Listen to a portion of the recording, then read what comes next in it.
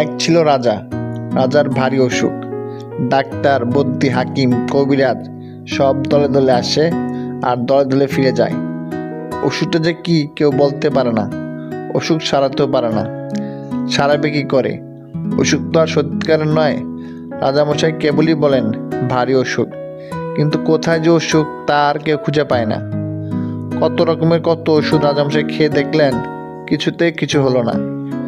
মাথায় বরফ দেওয়া হলো, পেটে সেক দেওয়া হলো, পায়ে জোক লাগানো হলো, হাতে মাদুলি বাঁধা হলো, কিন্তু অসুখের কোনো কিনারাই হলো না। তখন রাজামশাই গেলেন ক্ষেপে। তিনি বললেন, দূর করে দাও এই অপদার্থগুলোকে, আর ওদের পুঁথিপত্র যা আছে সব কিছু কেড়ে নিয়ে জ্বালিয়ে দাও। এমনি করে চিকিৎসকেরা বিদায় হলেন। ভয় আর কেউ রাজার বাড়ির দিকেও যায় না।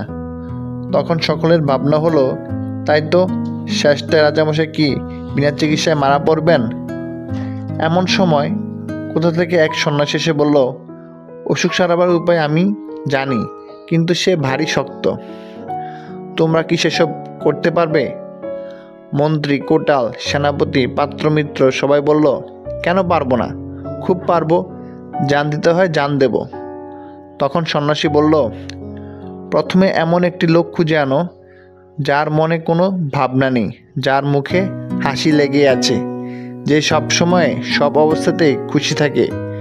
সবাই বলল, তারপর?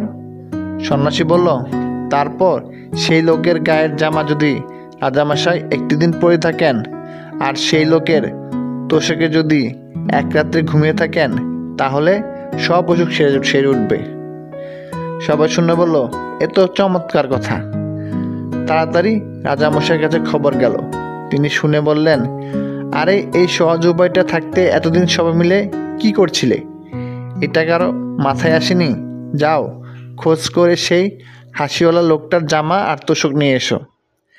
চারিদিকে লোক ছুটল, রাজ্যময় খোঁজ রব পড়ে গেল, কিন্তু সে লোকের সন্ধান পাওয়া যায় না। যে যায় সেই ফিরে আসে আর বলে, যার দুঃখ নেই, ভাবনা নেই, সর্বদাই হাসি মুখ, খুশি মেজাজ, কই তেমন লোকের তো দেখা পাওয়া গেল না। সবার মুখে একই কথা। তখন মন্ত্রীমশাই রেগে বললেন, এদের দিয়ে কি কোনো কাজ হয়? এই মূর্খরা খুঁজতে জানে না। এই বলে তিনি নিজেই বেরোলেন সেই অজানা লোকের খোঁজ করতে। বাজারের কাছে মস্ত এক দালানের সামনে তিনি দেখলেন মেলা লোক জমে গিয়েছে, আর এক বুড়ো হাসি মুখে তাদের চাল, ডাল, পয়সা আর কাপড় দান করছে। মন্ত্রী ভাবলেন, বাহ, এই লোকটাকে তো বেশ হাসি খুশি দেখাচ্ছে, ওর তো অনেক টাকা পয়সা আছে দেখছি, তাহলে আর ওর দুঃখই বা কিসের, ভাবনাই বা কিসের? ওরই একটা জামা আর তোষক চেয়ে নেওয়া যাক। মন্ত্রীমশাই এরকম ভাবছেন, ঠিক এই সময় একটা ভিখারি করেছে কি, ভিক্ষা নিয়ে সালাম না করে চলে যাচ্ছে। আর লোকটির রাগ দেখে কে? তিনি ভিখারিকে গাল দিয়ে জুতো মেরে তার ভিক্ষাকে তাকে তাড়িয়ে দিলেন। ব্যাপার দেখে মন্ত্রীমশাই মাথা নেড়ে সেখান থেকে সরে পড়লেন। তারপর নদীর ধারে এক জায়গায় তিনি দেখলেন একটা লোক ভারী মজার ভঙ্গি করে নানা রকম হাসির গান করছে, আর তাই শুনে চারদিকে লোকেরা হো হো করে হাসছে। মানুষ যে এত রকম হাসির ভঙ্গি করতে পারে তা মন্ত্রীমশাই জানা ছিল না। তিনি লোকটার গান শুনে আর তামাশা দেখে একেবারে হেসে অস্থির হয়ে উঠলেন আর ভাবলেন, এমন আমোদের লোকটা থাকতে কিনা আমার লোকগুলো সব হতাশ হয়ে ফিরে যায়।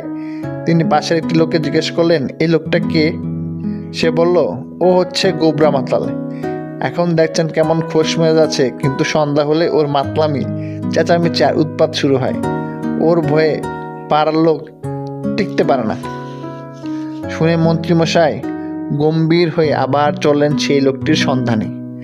সারাদিন খুঁজে খুঁজে মন্ত্রীমশাই সন্ধ্যার সময় বাড়ি ফিরলেন, কিন্তু সে লোকের সন্ধান মিলল না। এমনি করে দিনের পর দিন তিনি খোঁজ করেন আর দিনের পর দিন হতাশ হয়ে বাড়ি ফেরেন। তার উৎসাহ প্রায় ফুরিয়ে এসেছে। এমন সময় হঠাৎ এক গাছতলায় তিনি একটা পাগলার গোছের পুরো লোকের দেখা পেলেন।